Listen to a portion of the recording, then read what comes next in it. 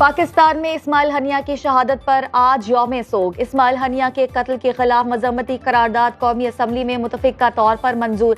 وزیر اعظم شہباز شریف کا قومی اسمبلی میں اظہار خیال، کہا قرارداد کا متفقہ طور پر منظور ہونا خوش آئند ہے۔ اس آواز سے دشمنان اسلام کے دل دہل جائیں گے۔ صہیونی ریاست غزہ میں انسانیت کا قتل عام کر رہی ہے۔ 9 ماہ سے غزہ کو متکل بنایا ہوا ہے۔ 40,000 سے زائد فلسطینیوں کو شہید کیا جا چکا۔ اپوزیشن لیڈر بیرسٹر گوہر نے کہا کہ اسماعیل ہنیہ کی شہادت بہت بڑا واقعہ ہے۔ مسلم دنیا کو متحد ہو کر کچھ کرنا ہوگا۔ رہنما پیپلز پارٹی راجہ پرویز اشرف کا کہنا ہے کہ اسماعیل ہنیہ اور ان کے خاندان کی قربانی کی تاریخ میں کوئی مثال نہیں ملتی۔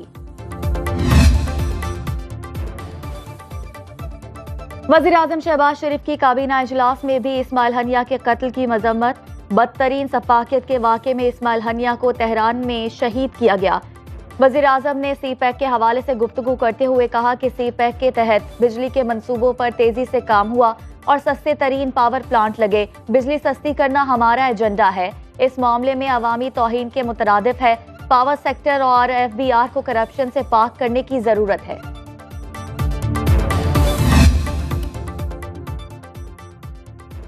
اسرائیلی حملے میں شہید اسماعیل ہنیہ کو آج قطر میں سپرد خاک کیا جائے گا۔ دوحہ کی مسجد امام محمد بن عبد الوہاب میں نماز جمعہ کے بعد نماز جنازہ ادا کی جائے گی۔ قطر کے سرکاری حکام، مسلم ممالک کے نمائندے، فلسطینیوں سے وابستہ افراد بھی نماز جنازہ میں شرکت کریں گے۔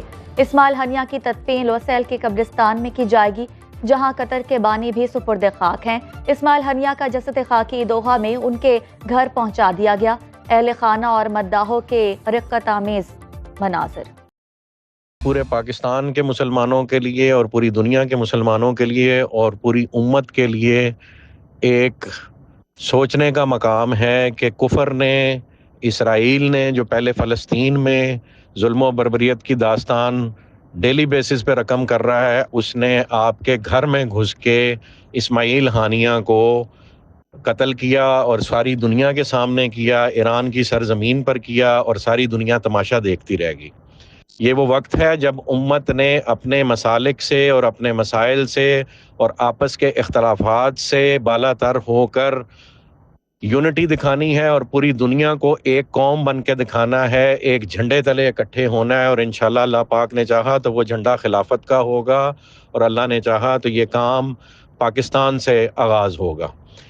اسماعیل ہنیہ کی شہادت کے سلسلے میں پورے پاکستان کے مسلمانوں کو دعوت ہے کہ وہ جمعے کے روز مال روڈ پہ مسجد شہداء پر اکٹھے ہوں اور پہلے اسماعیل ہنیہ کی غائبانہ نماز جنازہ پڑھیں اور اس کے بعد شدید قسم کا احتجاج ریکارڈ کروائیں کہ پوری کفر دنیا کو کلیئر ہو جائے کہ مسلمان قوم ایک قوم ہے، اور اگر مسلمانوں کے خلاف یہ ظلم و بربریت اور جاریت ختم نہ کی گئی تو مسلمان قوم اپنا دفاع کرنا خوب جانتی ہے اور اتحاد دوبارہ سے بحال کرنا خوب جانتی ہے۔ تو میری پورے پاکستان کے مسلمانوں سے، پوری امت سے درخواست ہے کہ اس یونٹی کا اظہار کریں۔ جمعے کو مال روڈ پہ دوپہر 1:30 بجے تشریف لائیں، پہلے جنازہ غائبانہ نماز جنازہ پڑھی جائے گی اور اس کے بعد احتجاج ریکارڈ کیا جائے گا۔ تکمیل پاکستان موومنٹ کے تحت اسماعیل ہنیہ کی غائبانہ نماز جنازہ آج لاہور میں ادا کی جائے گی۔ چیئرمین تکمیل پاکستان موومنٹ سعد نذیر کا کہنا ہے کہ ایران میں اسرائیل نے سپاہی کے ساتھ حماس سربراہ کو شہید کیا اور دنیا تماشا دیکھتی رہی۔ اگر ہم سب ایمان اور طاقت کے ساتھ ایک جھنڈے تلے جمع نہ ہوئے تو دشمن یوں ہی ہر ایک کے گھر میں گھس کر قتل کرے گا اور ہم یوں ہی جنازے اٹھاتے رہیں گے۔ سعد نذیر نے تمام پاکستانیوں سے اپیل کی کہ وہ اسماعیل ہنیہ کی غائبانہ نماز جنازہ میں شرکت کریں، جو لاہور کی مسجد شہداء میں نماز جمعہ کے بعد ادا کی جائے گی۔ IMF کا دوست ممالک سے سیف ڈپازٹس کی ادائیگی 3 سال کے لیے مؤخر کرانے کا مطالبہ۔ ذرائع کے مطابق دوست ممالک کی سیف ڈپازٹ رول اوور کرنے کے بجائے سرمایہ کاری میں دلچسپی۔ سعودی عرب تیل اور گیس ڈسکوس اور ایئرپورٹس میں سرمایہ کاری کا خواہش مند۔ متحدہ عرب امارات بھی تیل اور گیس، بجلی، فائنینشل سیکٹر، ایئرپورٹس اور بندرگاہوں میں سرمایہ کاری کا خواہاں۔ عرب ممالک کی PSO، OGDCL، PPL اور ڈسکوس میں انویسٹمنٹ میں دلچسپی۔ دوست عرب ممالک پاکستان کو $8 ارب کی امداد فراہم کر چکے۔ کے الیکٹرک اور ڈسکوس نے 3 ماہ میں اوور بلنگ کر کے صارفین سے اربوں روپے بٹور لیے۔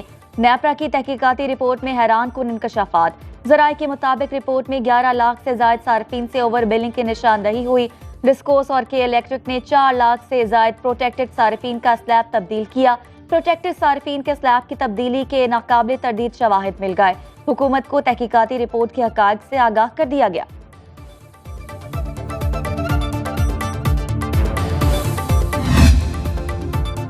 مہنگی بجلی اور ٹیکسوں کے خلاف جماعت اسلامی کا لیاقت باغ راولپنڈی میں دھرنا 8ویں روز میں داخل۔ آج پنجاب کے دیگر شہروں اور سندھ سے مزید قافلے دھرنے میں شامل ہوں گے۔ کل گورنر ہاؤس سندھ کے باہر دھرنا دینے کا اعلان۔ حافظ نعیم الرحمان کہتے ہیں کہ ہمارا دھرنا سیاسی جماعتوں کے لیے امتحان، حمایت کریں گی تو عوام ان سے سوال کریں گے، حکومت نے ریلیف نہ دیا تو ملک جام کر دیں گے۔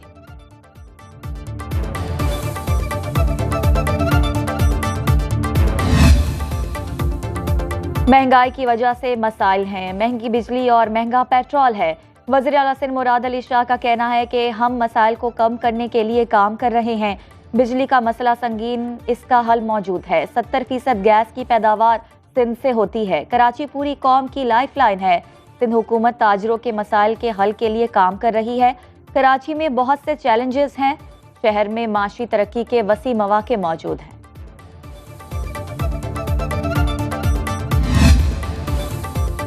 اور امریکہ میں نائب صدر کیملا ہیرس کو انتخابات میں صدارتی امیدوار نامزد کرنے کے لیے الیکٹرانک ووٹنگ کا آغاز۔ 5 روزہ الیکٹرانک ووٹنگ کے پہلے روز ڈیموکریٹس کے تقریباً 4000 سرگرم کارکنان اور سیاستدانوں نے ہیرس کی حمایت کے لیے دستخط بھیجے۔